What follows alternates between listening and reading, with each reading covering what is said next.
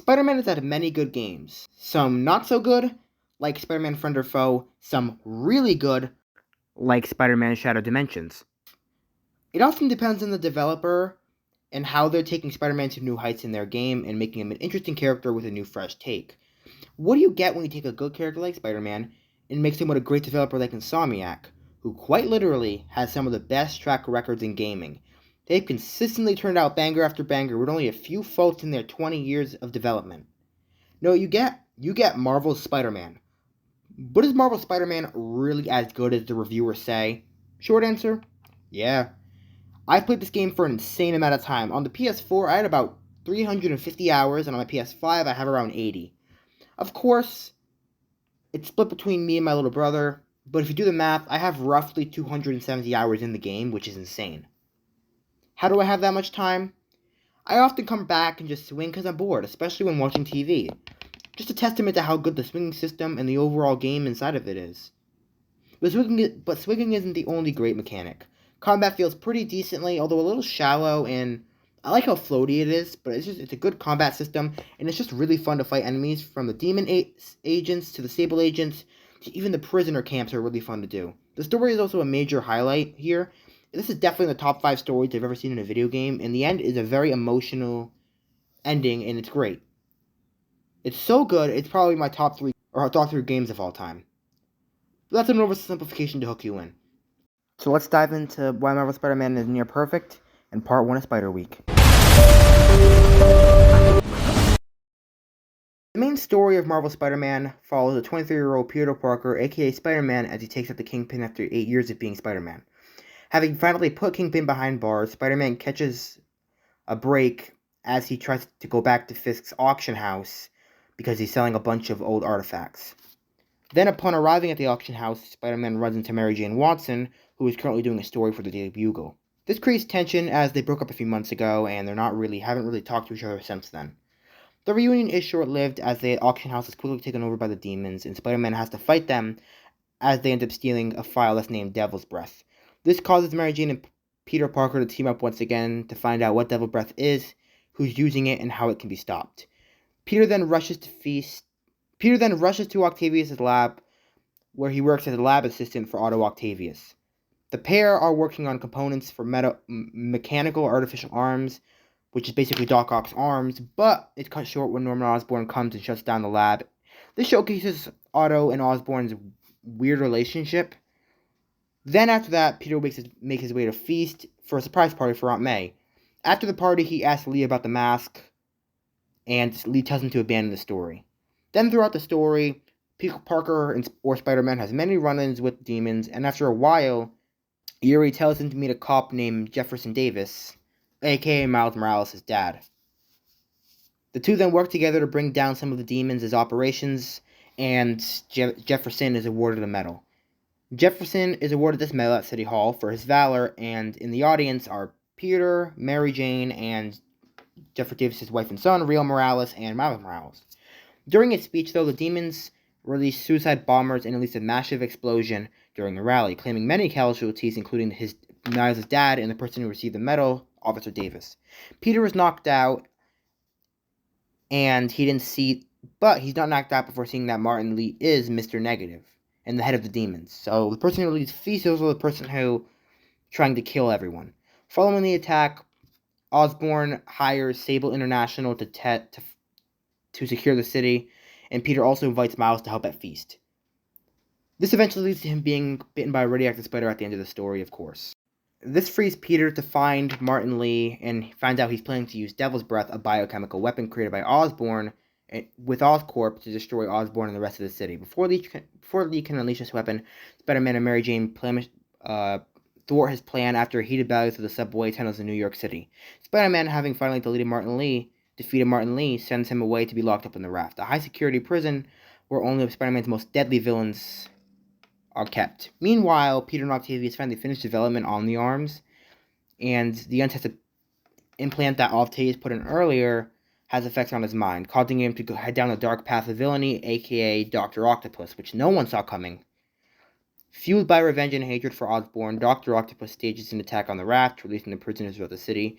He also employs a few of the more gifted prisoners to destroy Osborn, the likes including Vulture, Rhino, Scorpion, Mr. Negative, Electro, and he creates the Sinister Six. After defeating Spider-Man after a heated battle on the rooftops, Octavius is able to steal Devil's Breath and unleashes it all over Times Square, affecting thousands of people, including Aunt May.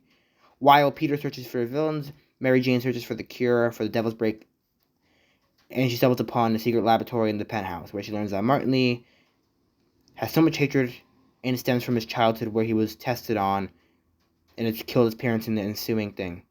We also find out that Octavius and Osborn were projects on the Devil's Breath. They were partners on the Devil's Breath project, and Lee accidentally killed his parents. He also creates a lifelong hatred for Osborn, who is primarily responsible for the death of his parents and Devil's Breath.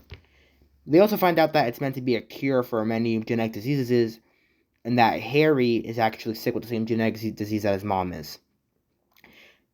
Mary Jane then figures out where the antidote is and tells Peter, who promptly swings his way into battle with Lee. Thanks to some assistance from his newly trusted Silver Sable, Spider-Man defeats Lee for the second time, only to be greeted by Dr. Octopus, who takes away the only sample. After being Spider-Man to inches of his life, of course. With no time to heal from his wounds, Peter builds an armor called the Anti-Ox suit and defeats Dr. Octopus and re-obtains the Devil's Breath cure. Unfortunately, there's not enough time to save everybody, and Aunt May dies in Peter's arms. 3 months later, everything seems normal.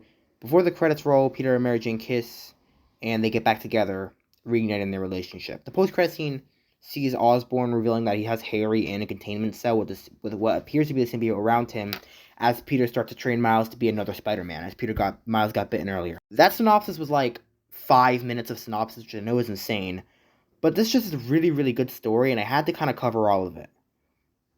It's very emotional, it allows for the characters to grow, but also leads them to more growth in the future. I really like how close Otto was to Peter, and also how close he was to Osborn. I also like that emotional connection he had when he had to turn evil. I also really enjoyed Peter's dynamic with Osborn, and as he respects Osborn, but he knows how evil Osborn is. I also like how he really missed Harry, and I respected how Osborn loved Harry as well, because even evil people are not entirely evil, and they have some motive for doing what they do. I also appreciate how you walk through the rally as Miles, and you can really see the destruction that happens. That was good, because at this point, I hadn't really understood why, like, you really need to hook the viewers into why Lee is such a threat, and they did it geniusly. I also kind of like during the rally how Osborn walks away, because it shows the coward of a politician he is, and it really makes you root for Lee in a certain way, which sucks, but it's true. It's also really smart to have Peter train Miles, because Peter didn't have a mentor when he was Miles' age, but Miles needs a mentor to become this new Spider-Man and move past that trauma that he had with his dad dying. So it was really cool to see Peter train Miles, and I really hope we get to see some Spider-Man 2 a little more, because it was great in Miles Morales as well. All the characters were great, especially Aunt May. I thought Lee was a good villain too. His emotional ties to May were really, really good. Not to mention the villains had a pretty decent motive, most of them at least. And I really liked how Silver Sable bickered with Spider-Man.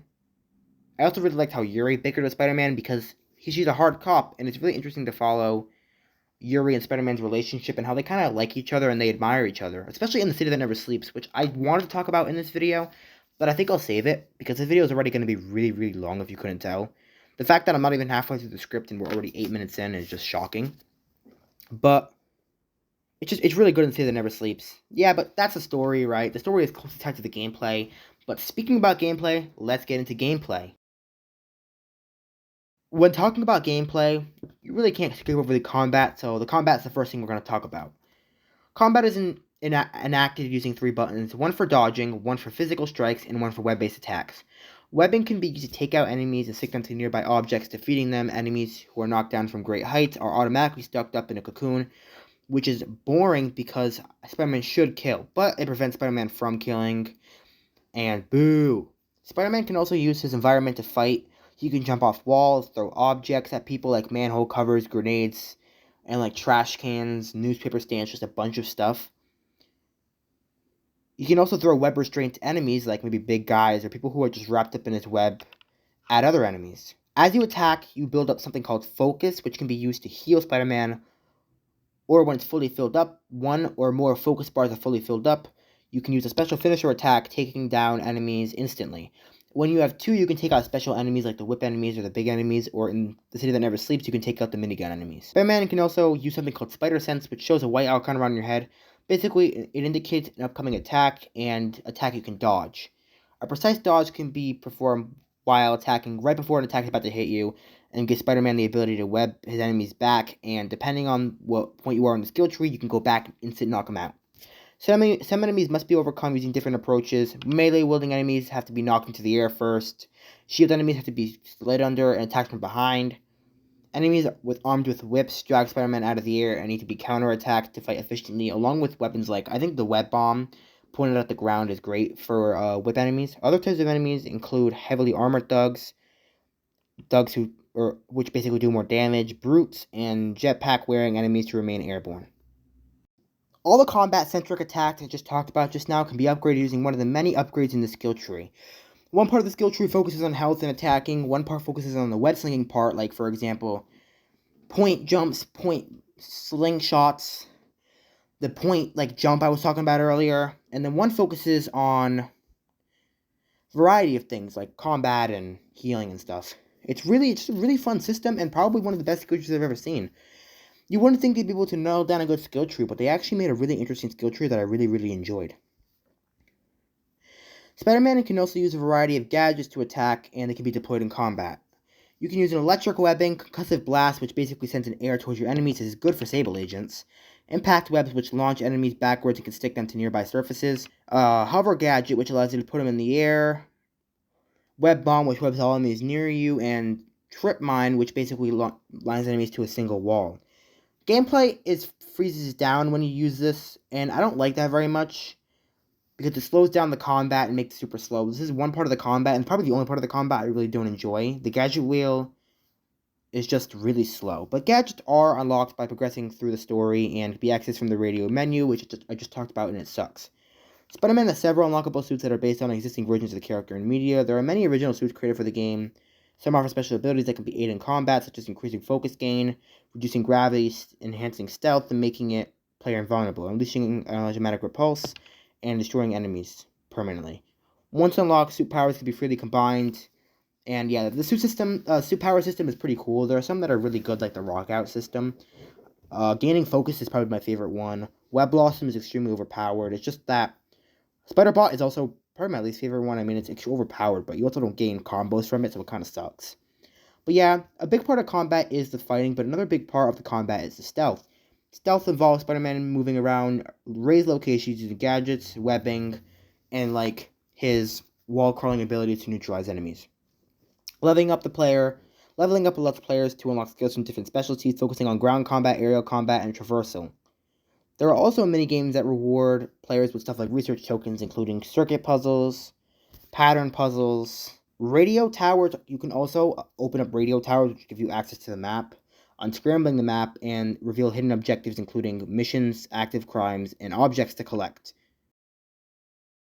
As you swing around the city, you'll come in contact with objectives that allow you to get tokens the tokens allow you to buy suits, suit mods, and gadgets. I'll talk more about suit mods in a ranking video, but they're basically just things you can use to enhance your what do I call it? I'll talk about suit powers in a future ranking video. They are purchased with research tokens, which are awarded for completing specific tasks. Each unlockable item requires different quantities of tokens to unlock. So let's dive into them individually. The crime tokens are unlocked from when you do crimes throughout the city. There are demon crimes, sable crimes, thug crimes, and prisoner crimes. Each give you the same amount of tokens and earn up to 3 tokens by completing certain objectives throughout that crime. I don't like sable crimes very much. They're too difficult. And I know I sound stupid saying that. I sound like an average IGN reviewer. But it's still they're kind of just not fun. Demon crimes are very fun. I really enjoy those. I just don't like the car chase missions. There are also thug crimes, which are okay, I guess, and prisoner crimes, which are kind of just like thug crimes. There are car chases, store stands up, assaulting, bomb threats, sable checkpoints, just a big variety of crimes. Next are base tokens, which you get from doing bases, of course. There are sable, demon, and fisk bases. Also prisoner camps, I forgot to mention here. You can also get more crime tokens by doing objectives like hitting a 50-hit combo or webbing 3 enemies to a wall. And you can get up to 3 crime tokens by doing those. Next are back. All the bases are relatively fun. I really enjoy the Sable bases, and I really enjoy the Prisoner bases because of how free and open they are. I'm not a big fan of the Demon bases. They're just kind of in their enclosed areas and just not very fun to deal with. And it's just I like when they're in the open, kind of like Sable, a Prisoner, or even Fist Crimes are so really fun to do. But yeah, next is backpack tokens. When you find these by going around the city, looking for backpack icons and getting them. They basically find Peter Parker's old backpacks around the city that he's been tracking for a while. A good example is the one on top of Avengers Tower. You'll find Sandman here, and Peter gives a little story on what if he releases Sandman. You can also find other things, like in the weird circle building, you can find the application to the coffee bean, which is a really cool detail. And they're just really interesting because they give you a little look into Peter's past and really build the world. It's like kind of like the secret photos. After that, research tokens are done by doing multiple things. One is research stations, of course. Basically, research stations are something Harry and Harry's mom came up with, and he told you to do them before he quote-unquote leaves for Europe. And Peter does them, of course. There are little things like helping the environment or helping the people of New York City, and they're honestly a lot of fun, if not a little infuriating at times. My favorite is the one with the spider bot and the park. You can also get them by catching pigeons. The short gist of the pigeon side quest is that somebody, Howard, lost his pigeons and because of an eviction. You have to find those pigeons and you get a research token for each pigeon you find. The last thing you can do for research tokens is the puzzles in Octavius Industries. They're pretty cool and they're extra, so you don't need to do them to unlock everything. But they're just a lot of fun and I highly recommend doing them. The final token is challenge tokens. You get Taskmaster tokens by basically completing Taskmaster challenges. Taskmaster is basically trying to learn your moves and giving you a little challenge in order to learn those moves. Like protecting a politician from getting shot, or a stealth challenge where you need to find a hostage. In order to learn your moves, he also makes you complete all of them quickly and effectively in order to get 3 challenge tokens. Once you complete these challenges at least once, you don't need to get all 3 tokens, but you need to complete each challenge one time, you'll get to a boss fight with him. Honestly, it's not very fun. That's one criticism I have for this game, is that the bosses honestly kind of suck. There's only 2 good bosses in this game total. And including the DLC, there's about 3 good bosses out of like 8 to 9. It's really bad. Beyond stuff that'll get you a token, you can also do side quests. Many of them are miscellaneous, like college buddies. Basically, it's a string of side quests where you have to find a bunch of college teens after they were corrupted at the Halloween party by Martin Lee. Both Black Cat and Tombstone are very fun. Yeah, I forgot to mention earlier, but there are Black Cat stakeouts throughout the city. They basically are involved for trying to steal an artifact, because she's trying to get to $50 million worth of artifacts. Once you find all of them, you'll go to her little hideout where it's revealed she's been staking out the Magia. Then she steals the stuff from the lockout, and you get the really cool dark suit. Overall, a very fun thing, side quest, although I don't know if I completely recommend it doing it. Although it is very important, it sets up a city that never sleeps. Tombstone is a group of 3 side quests where you basically have to find out what he's been trying to do, which he's been trying to recreate his invincibility that he got when he was a kid, and temporarily giving it to his henchmen. You then synthesize a cure and give it to him and beat him in a really cool boss fight. Probably the best in the game, honestly. Although the cure doesn't work forever, you do beat him, and I can highly recommend doing the side quests. Another thing that's really, really good is the art style. The art style of this game follows something pretty realistic, but it also takes liberties and makes it feel like a comic book. But I have an unpopular opinion. I think that the style is better in remastered than it is in Miles Morales. I'm not a massive fan of the Christmas setting of Miles Morales and the music feel of it, and I don't like how the trendy music in the rap, because it's not as good as the orchestral theme. For example, when you're swinging around a Miles Morales, you kind of feel like cool, I'll admit, but you don't feel epic like you do in Spider-Man Remastered, and that's why even to this day, even though Miles Morales has cooler tricks and a way more fun wrestling system, I still don't go back to that game to swing around. I go back to Spider-Man Remastered just because of how cool that style is in general. It's just really, really cool. I love that style of swinging around in that game, and the orchestral feel is just 10 times better. Peter's theme is also 10 times better than Miles, by the way. Don't get me wrong, though, Miles is a very artistically great game. It's just not as epic as Spider-Man Remastered. I think I care more about being epic than I care about, like, actually having style, because I absolutely I love the epic feeling. But yeah, now that I've talked about everything else, let's get into the web slinging. Honestly, best part of the game. First, like, you need to initiate the web slinging. You do this by either jumping off a wall, or just jumping normally, or doing one of the big, like, hold R2 then X jumps. Then you can do that and use web zips. You can also press R3 to dive, and then press R2 again to gain speed. You could do things like web zips by pressing X, or tricks by doing, I think in Spider-Man PS4, it's X and square. But in Miles Morales, which I'm playing right now, it's just I think it's just square. Pretty welcome change, not even gonna lie. But it's much more, the trick system is just much more bare bones than Miles Morales. Overall, the web slinging is just really fun, and although I didn't spend much time talking about it, it's a great part of the game. You can't talk about the style of the game without talking about the suits, though, and throughout the game, you have a choice of about 40 suits to play as, and they're all amazing. From the advanced suit, which is sleek and probably my favorite main Spider-Man design ever, to the really cool Iron Spider, what is quite literally my favorite suit in the game. The suit selection is just really good, and it's probably the best customization system I've ever seen in a video game. But yeah, although Marvel Spider-Man is an amazing game, it's not without its issues. The biggest being the character missions. Throughout the game, you can play as Mary Jane or Miles Morales and do things while Peter is somewhere else. It's pretty weird because I actually really enjoyed these sections, especially the Mary Jane. Mary Jane's late game sections were great, sneaking around, tasing the Sable agents, using the sound mines. They were just really great, and I get people didn't enjoy them, but I loved them. But it's good to mention that I actually agree with them on the Miles Morales sections. The Miles Morales sections, they kind of suck. Basically, you just hack a system to disable is doing things, and they're kind of boring, slow paced, and not very fun. The only thing I found kind of fun was the Rhino section because it was funny, but that was about it. Another big problem with the game is the bosses. The only really good bosses are Doc Ock, Mr. Negative, Hammerhead, and Tombstone. There's like 10 to 12 bosses total, and really, if only a third of them are really good, or even decent, then you gotta say that's really bad. And although I'm not talking about DLC in this video, Hammerhead is pretty good as well. But there are a bunch of smaller issues on top of the two big issues. There's a variety in what the enemies are wearing. There's really like they're only wearing like two. There's like 3 clothing options per a For the demons, there's only 1. Sable, there's only like 1. For Hammerhead, there's like 2, and for the thug, there's like 4 thug designs. It looks like a Spider-Man 2.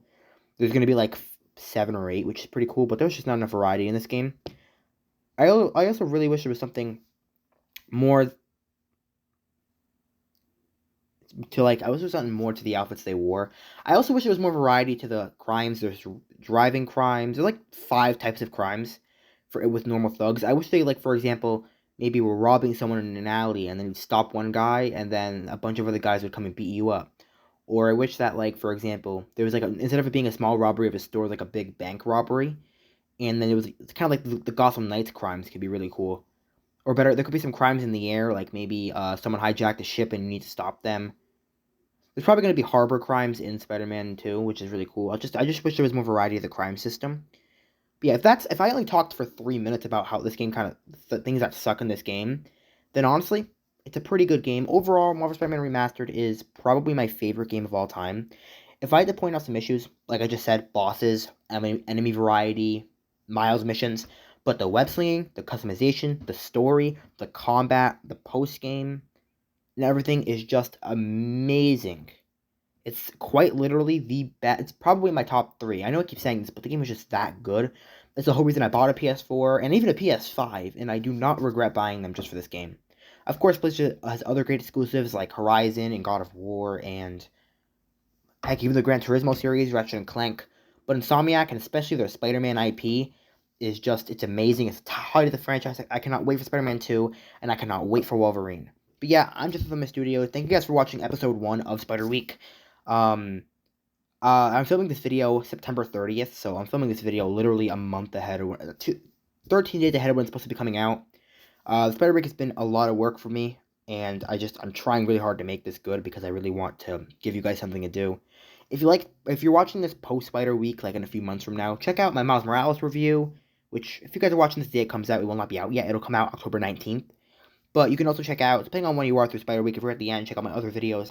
In this video, I'll probably end up linking, basically, I think I can change, I'll probably, when the video comes out, I'll probably link my most recent videos, but I'll probably end up linking 2 videos from Spider Week when Spider Week is done, because I want you guys to watch those videos. Like, subscribe, hit the bell, and yeah, check out another videos. Stay electric.